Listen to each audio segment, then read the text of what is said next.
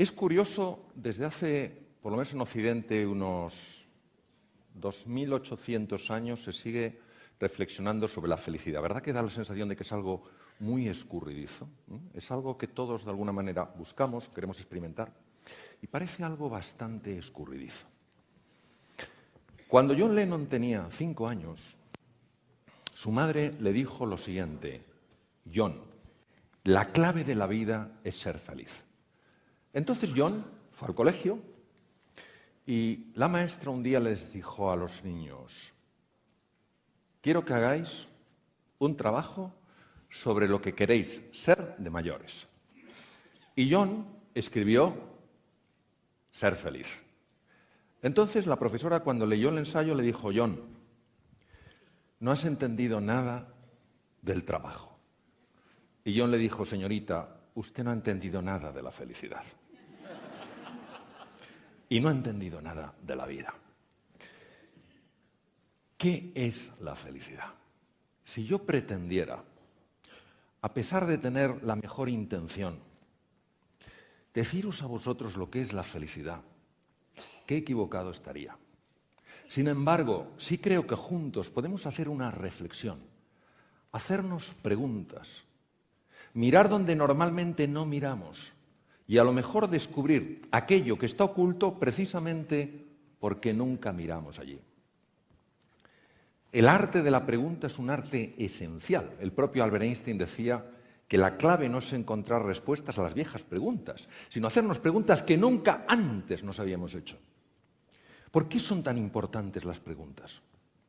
Porque a lo mejor de lo que estamos hablando no es de un enigma. A lo mejor la felicidad no es un enigma. La felicidad a lo mejor es un misterio. ¿Cuál es la diferencia entre un enigma y un misterio? Es una diferencia muy clara, muy diáfana. Un enigma es aquello que la ciencia, con su trabajo, con su tiempo, con su dedicación, será capaz de descubrir. Es cuestión de tiempo, es cuestión de tecnología. Pero los misterios desafían nuestra forma tradicional, nuestra forma lógica de pensar, precisan de la existencia de lo que se llama una razón ampliada. ¿Y cómo me puedo posicionar yo frente a un misterio? Porque frente a un enigma yo entiendo cómo me he de posicionar. Utilizo mis tecnologías, mido, peso, calculo, pero ¿cómo me posiciono frente a un misterio en caso de que la felicidad fuera un misterio? Pues también nos lo decía Einstein. Frente a los misterios hay que posicionarse desde el asombro, la curiosidad y la humildad. Porque los misterios no se descubren, los misterios se desvelan. Por tanto, si la felicidad fuera un misterio y no un enigma, nosotros lo único que podemos hacer es ponernos en unas condiciones adecuadas para que ese misterio, esa felicidad, se desvele ante nosotros y podamos experimentarla. Estoy convencido, tengo la certeza plena, todos los que estamos aquí, todas aquellas personas que aunque físicamente no están aquí, para nosotros están aquí, junto a nosotros, que nos escucharán a través de medios de comunicación, que leerán cosas nuestras a través de las redes sociales. Estoy convencido que todos vamos a salir de aquí con una idea más clara, con una idea más luminosa de eso que es la felicidad. No un destino, no un lugar al que ir, sino una forma de vivir, un camino que recorrer, una forma de ser y de estar en el mundo. Pero dado que el ser humano es un ser que tiene tantos planos que no se pueden separar, pero sí distinguir, es importante recordar el peso del lenguaje. Ya lo dijo el gran filósofo austriaco Ludwig Wittgenstein: los límites de mi lenguaje son los límites de mi mundo. Eso quiere decir que tenemos que diferenciar, porque cuando tú diferencias y tú distingues, tú ves con más claridad. Y no podemos hablar y confundir dos términos que son diferentes en su naturaleza. Una cosa es el bienestar subjetivo, se ha hablado aquí con gran elocuencia y con gran belleza. aquello que colma los sentidos. Yo veo algo bonito y colma mi vista, me tomo una comida rica y colma mi gusto. Pero la felicidad no es lo que colma los sentidos, es lo que colma el corazón. ¿Están conectados? Seguro que sí. También son diferentes. Y por eso nosotros vamos a abordar aquí no el concepto de bienestar subjetivo, sino un concepto mucho más desafiante, el de la felicidad. ¿Qué es? ¿Qué podría ser para cada uno de nosotros? ¿Cómo se experimenta? ¿Cómo puede uno ponerse en una situación adecuada para que ese misterio, en caso de que lo fuera, se desvelara? Y va a venir en nuestra ayuda un filósofo del siglo XVIII, el último ilustrado, Immanuel Kant. La obra por la que es especialmente conocido es Crítica de la razón pura. Y Kant hace 3 preguntas de excepcional hondura. Es cierto que no las contesta plenamente, contesta desde su punto de vista, pero solo las 3 preguntas tienen tanto peso, tienen tanta fuerza, tanto calado, son una invitación tan hermosa para que nosotros, cada uno de nosotros, reflexionemos y busquemos una solución. Primera pregunta, ¿qué es lo que puedo conocer? ¿Puedo conocer yo solo las realidades materiales? Aquellas que captan mis sentidos, la vista, el oído, el gusto, el tacto. ¿O soy capaz también de captar realidades suprasensibles? Aquello que no es de carácter material, sino espiritual. Eso es lo que significa la palabra espiritual, aquello que no es material. Por supuesto, no utilizando los sentidos, sino utilizando la razón ampliada, la capacidad del intelecto, para descubrir la verdad oculta en las cosas. Fijaros que alcance pregunta, ¿qué es lo que yo puedo conocer? La segunda pregunta de Immanuel Kant es, ¿qué es lo que he de hacer? De aquí nace toda la ética. ¿Hay formas de hacer que nos generen una mayor experiencia de felicidad? ¿Hay formas de actuar que nos alejen de esa experiencia del ser feliz? Y la tercera pregunta es, ¿qué puedo esperar? ¿Es la muerte el final? ¿Es un velo a otra dimensión? De aquí nace la religión, cuya raíz es religare, unir lo que en un momento se separó. Pero fijaros, siendo potentes estas 3 preguntas, la clave es la cuarta. La cuarta no la encontramos en la crítica de la razón pura, tampoco en la crítica de la razón práctica, su tratado de ética con su imperativo categórico. Lo encontramos en un tratado de lógica y tiene todo el sentido del mundo. ¿Cuál es el ser que se hace esa pregunta?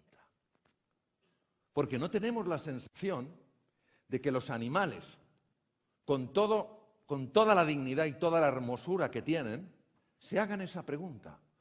¿Qué ser se hace esa pregunta? De aquí nace toda una antropología, una visión de la persona.